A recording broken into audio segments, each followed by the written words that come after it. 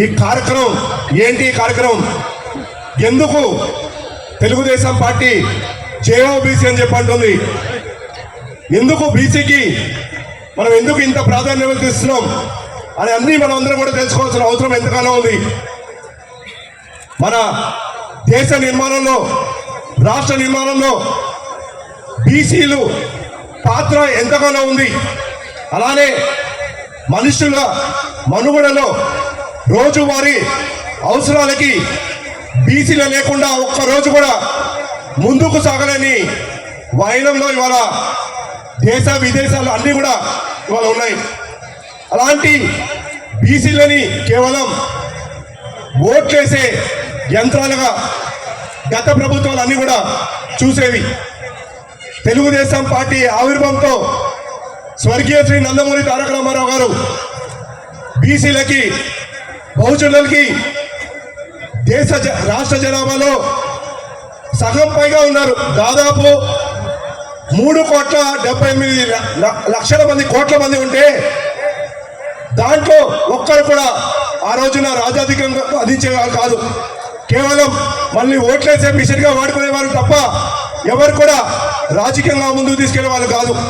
అలాంటిది స్వర్గీయ శ్రీ నందమూరి తారక రామారావు గారు పార్టీ స్థాపించినప్పుడే బీసీలకి రాజ్యాధికారం అందించాలని ఒక దృఢ సంకల్పంతో ఆ రోజు నుంచి కూడా మన అభ్యున్నతి కోసం మనం అందరం కూడా రాజకీయంగా, ఆర్థికంగా, అలానే సామాజికంగా బీసీలని ముందుకు తీసుకెళ్లాలనే ఒక ధ్యేయంతో నారా స్వర్గీయ శ్రీ నందమూరి తారక రామారావు గారు పార్టీ స్థాపించినప్పటి నుంచి కూడా ముందుకు తీసుకెళ్లారు. తెలుగుదేశం పార్టీ సిద్ధాంతం, విధానం జైహో బీసీ. బీసీలకి పెద్దపీట వేశారు మన పార్టీ ఆవిర్భావం నుంచి కూడా. ఇవాళ మనం చూస్తున్నాం తెలుగుదేశం పార్టీలో ముఖ్య పాత్ర వహిస్తున్న అందరూ కూడా బీసీ సామాజిక వర్గానికి సంబంధించిన నాయకులు.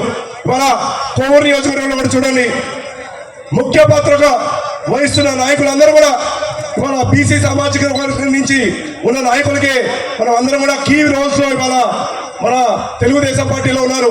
అలానే మనం ఇవాళ వైఎస్ఆర్సీపీ పార్టీలో చూస్తే కేవలం జగన్మోహన్ రెడ్డి గారితో పాటు ఉన్న సామాజిక వర్గం మీరు చూస్తే అందరూ కూడా రెడ్డి సామాజిక వర్గం తప్ప ఏ ఇతర సామాజిక వర్గం మీకు ఆయన పక్కన కనిపించదు. అలానే ఇక్కడ ప్రసన్న కుమార్ రెడ్డి గారి పక్కన చూసుకున్నా కూడా ఆయన కూడా దేనికి తగ్గడు. జగన్మోహన్ రెడ్డి గారు ఏ విధంగా అయితే ఆయన రెడ్డిని ప్రోత్సహిస్తున్నాడు, ఈయన కూడా ఉన్నత సామాజిక వర్గాలని తప్ప బడుగు బలహీన వర్గాలని ఎక్కడ కూడా రాజకీయంగా ముందుకు తీసుకెళ్ళిన దాఖలాలు ఎక్కడ లేవు. ఇవాళ రాష్ట్రంలో ఏం జరుగుతుందో మనం చూస్తే గతంలో తెలుగుదేశం పార్టీకి ఎప్పుడు కూడా అండగా నిలిచిన బీసీ వర్గాల ఓట్ల కోసం జగన్మోహన్ రెడ్డి మన బీసీలని మాయపలికి మోసం చేసి మన ఓట్లతో గద్దెక్కిన తర్వాత ఇవాళ మనకి బీసీలు జరిగింది ఏందని మనం ఒకసారి చూసుకుంటే మన మీద దాడులు పెరిగిపోయాయి. ఇవాళ ఆంధ్ర రాష్ట్రంలో దాదాపు 6,000 మంది పైగా బీసీల మీద దాడులు పెరిగిపోయాయి.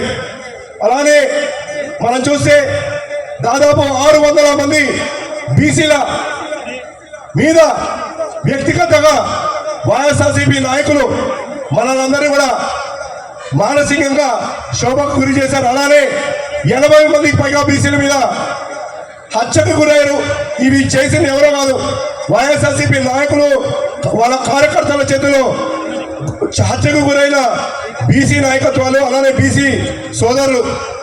ఇలాగా కేవలం మనల్ని ఓట్ల కోసమే, మన ఓట్లతో గెలిచిన జగన్మోహన్ రెడ్డి గెలిచిన తర్వాత మన మీద దాడులు పెరిగిపోయాయి, మన ఆస్తులకి రక్షణ లేకుండా పోయింది. అలానే మనల్ని మళ్ళీ కూడా మనం అందరం కూడా ఆర్థికంగా చితికిపోవడానికి, సామాజికంగా చితికిపోవడానికి, అలానే రాజకీయంగా చితికిపోవడానికి జగన్మోహన్ రెడ్డి గారు పన్నాగం అన్నారు.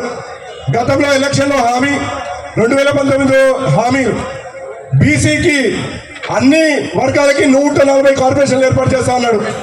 అధికారం చేపట్టిన తర్వాత కేవలం 56 కార్పొరేషన్లు ఏర్పాటు చేశాడు. కానీ కార్పొరేషన్ ఏర్పాటు చేసిన తర్వాత బడ్జెట్లో ₹1 అంటే ₹1 కూడా మన బీసీల కోసం కేటాయించలేదు జగన్మోహన్ రెడ్డి గారు.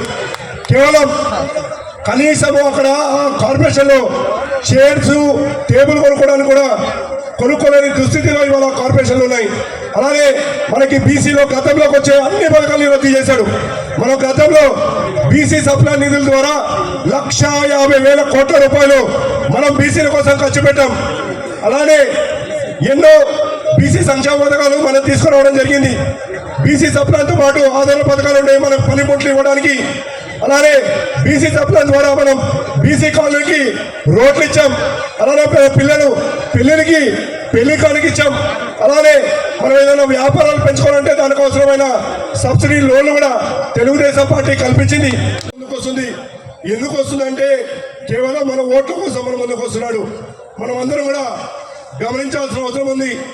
గతంలో మనం చూసాం కోవూరు నియోజకవర్గంలో బీసీ కాలనీ కోసం, బీసీ అభివృద్ధి కోసం, బీసీ సంక్షేమం కోసం మా నాన్నగారు పోలవరెడ్డి శ్రీనివాసరెడ్డి గారు దాదాపు 1000 కోట్లకు పైన నిధులు మన కోసం తీసుకొచ్చారు. ఇవాళ జగన్మోహన్ రెడ్డి అధికారం చేపట్టిన తర్వాత ప్రసన్న కుమార్ రెడ్డి గారు ఏ బీసీ కాలనీని అభివృద్ధి పని చెందలేదు. అలానే మన కోసం పనిముట్లు ఇవ్వట్లేదు, ఆధార పథకాలను తోడు చేశారు. వీటన్నిటిని మనం గమనించాల్సిన అవసరం ఉంది. ఎప్పుడు కూడా అప్పటి నుంచి కూడా మన పార్టీ ఆవిర్భావం నుంచి కూడా 1982 నుంచి కూడా ఈనాటి దాకా కూడా బీసీలకు అండగా ఉన్న పార్టీ తెలుగుదేశం పార్టీ. వాటితో సమానంగా ఉండే బీసీ రక్షణ చట్టం మన కోసం తీసుకురాబోతున్నారు. ఏ బీసీ మీద ఎవరన్నా చేయాలంటే మునిగిపోయే విధంగా రేపు తెలుగుదేశం పార్టీ వివరించబోతుంది. అలానే కోవూరు నియోజకవర్గంలో ఉన్న నేను మీకు మాటిస్తున్నాను, మీకు ఒక రక్షణ కవచంగా నేను ఉంటాను. మీ మీద ఎవరన్నా ముట్టాలన్నా, మీ మీద ఎవరన్నా దాడి చేయాలన్నా భయపడే విధంగా నేను మీకు రక్షణగా ఉంటాను. రాబోయే ఎలక్షన్లో మీరందరూ నాకు తోడు ఉండాలి. మీ అందరికీ ఏ సహాయ సహకారాలు ఎప్పుడు కావాలన్నా నేను మీకు తోడు ఉంటానని చెప్పి ఈ సందర్భంగా తెలియజేసుకుంటూ సెలవు తీసుకుంటాను. ధన్యవాదాలు.